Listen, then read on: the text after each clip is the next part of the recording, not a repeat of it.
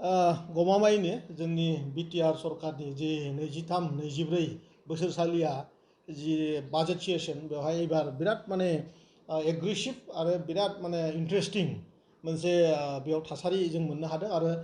फाइनान्सियेलिबो जों गोबां रोखोमनि सोलायनाय एबार बे बोसोराव लाबोदों। बिखेख करि आंनि डिपार्टमेन्टआव आङो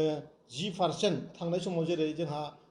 10 crore थिग बिदिनो एबार एनिमेल हासबेन्डारियाव 10 crore एबभ जोङो फैसा मोननो हादों आरो बे बाराव आं बिराद गोजोननाय मोनदों मानोना जि गोदान रोखोमनि सानखांथि एनिमेल हासबेन्डारियाव जि अमा फिनाय आरो दाउ फिनायखौ थांनाय समाव आं जोंनि CM सारखौ जे रोखोमनि बुंदोंमोन बेखौ गोसो होनानैनो सारा फिन खेबसेबाव आंखौ बे लामायाव गोसायैनो खामानि मावनो थाखाय आंखौ दिनै आंनि जि डिपार्टमेन्ट बेवहाय रां होदों। आं नैबे खोथाखौसो बुंनो लुबैदों जे अपोजिशननि जि माने आखुथाय बे दिनैसिमबो माने एसेमब्लिनि जि माने गोथार स्थान बेवहाय गोजोननाय जों मोनाखै मानोना बिथांमोना गोबां बुंजाखांनायनि उनावबो गोबां माने गाज्रि थासारिखौ थांनाय समाव खालामखांनायनि उनावबो जों दिनैहालागै बिथांमोनखौ जाहाथे जोंनि ओनसोलाव थानाय जे रायजो राजाफोर दङ बिथांमोननि जि माने क्राइसिस बिथांमोननि जि माने सोंलु सरकारनियाव बे सोंलुखौ जों सोंजानो लुबैदोंमोन खिन्थु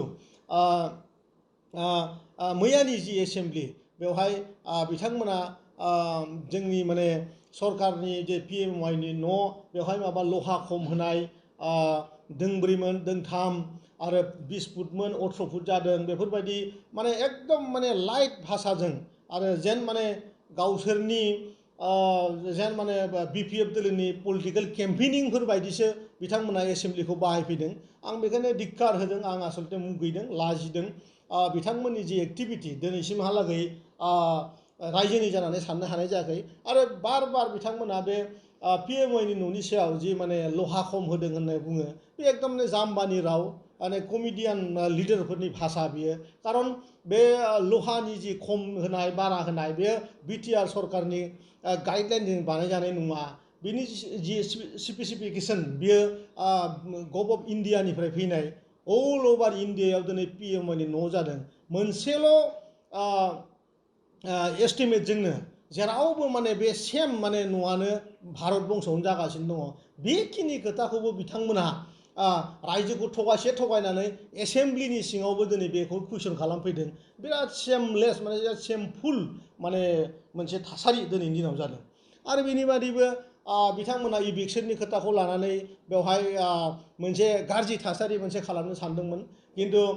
जों जेब्ला जोंनि फालिनिफ्राय खुंथाय गोलोनिफ्राय जेब्ला जों खोथाखौ बुंबाय जे जों इभिक्सनखौ खालामगोनानो खिन्थु माबायदि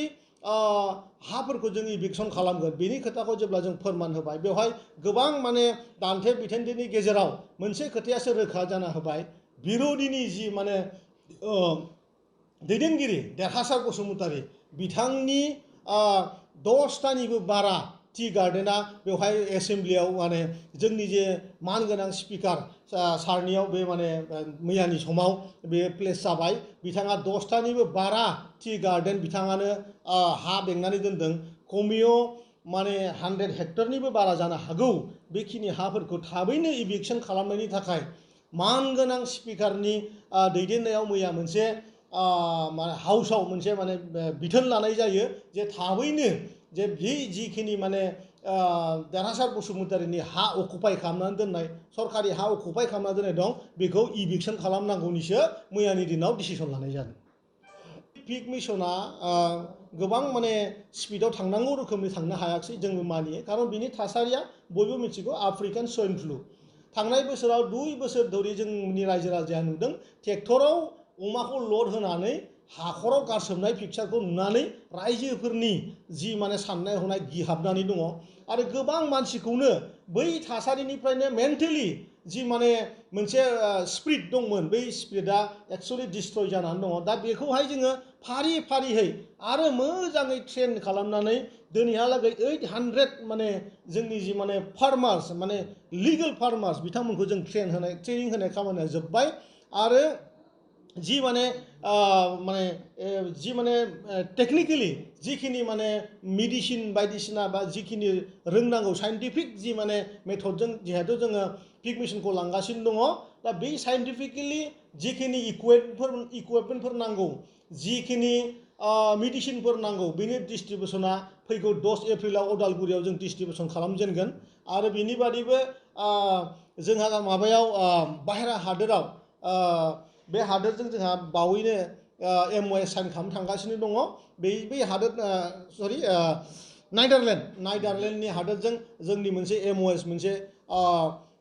साइन जागोन नै 17, 18, 19 नि गेजेराव बिनि उनाव जोङो गोबां स्पिडै जोङो पिग मिशनखौ लानानै थांनायनि जोंनि दा बे समाव बेबायदि सानखांथिजों दंबाय थायो आरोखि